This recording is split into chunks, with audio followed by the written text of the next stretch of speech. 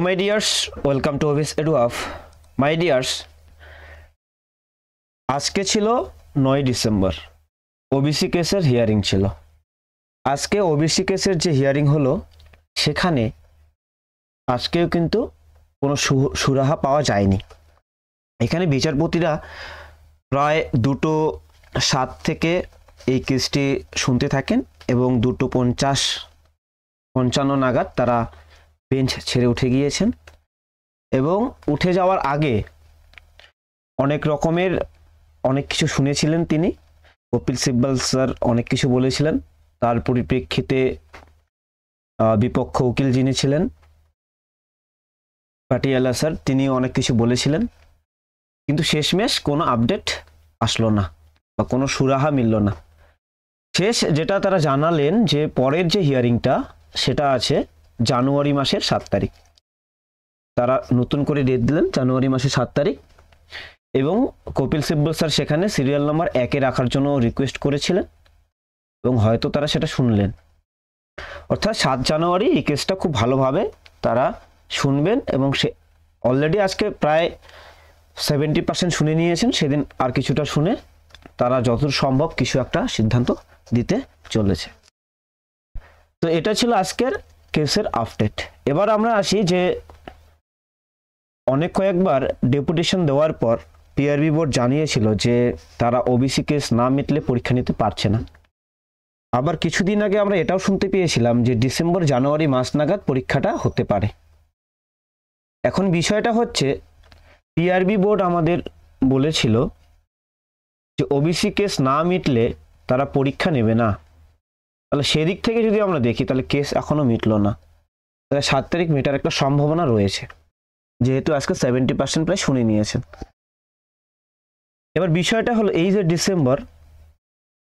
এই ডিসেম্বর মাসে আর তাহলে এক্সাম কি হওয়ার চান্স নেই বললেই চলে। তাহলে জানুয়ারিতে,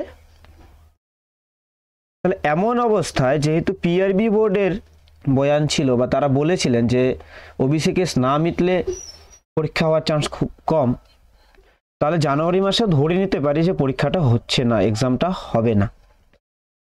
তাহলে কবে হবে এটা আমাদের সবার মনে প্রশ্ন দীর্ঘদিন যাবত। তাহলে এটার জন্য আমাদের কিছুদিন অপেক্ষা করতে হবে, আর কিছুদিন পর পিআরবি বোর্ডে আরো একটা ডেপুটেশন দেওয়া হবে এবং সেই ডেপুটেশনের পর কি তথ্য উঠে আসছে সেটা আমরা দেখি, তাহলেই আমরা বুঝতে পারবো যে পিআরবি বোর্ড কি বলছে, পরীক্ষা এক্সাম নেবে কি নেবে না। এবার আরেকটা জিনিস আমরা একটু দেখি যে যদি ডিসেম্বর জানুয়ারিতে এক্সাম না হয় তাহলে কবে হতে পারে। জানুয়ারিতে 7 জানুয়ারি সেই যে কেসটা মিটে যেতে পারে, 90% চান্স রয়েছে যে সেই দিনই কিছু একটা হবে, স্টে দিক বা কোনো কিছু হোক বা ফাইনাল জাজমেন্টই হোক, সেটা কিছু একটা হতে পারে। এবার বিষয়টা দেখো, ডিসেম্বরে জানুয়ারি যদি চলে যায় তারপরে কিন্তু পরীক্ষা হওয়ার সম্ভাবনা নেই। তারপরের মাসে ফেব্রুয়ারি মাসে নেই, ফেব্রুয়ারি মাসে তো কোনো পক্ষেই সম্ভব নয় এক্সাম হওয়ার। কেন?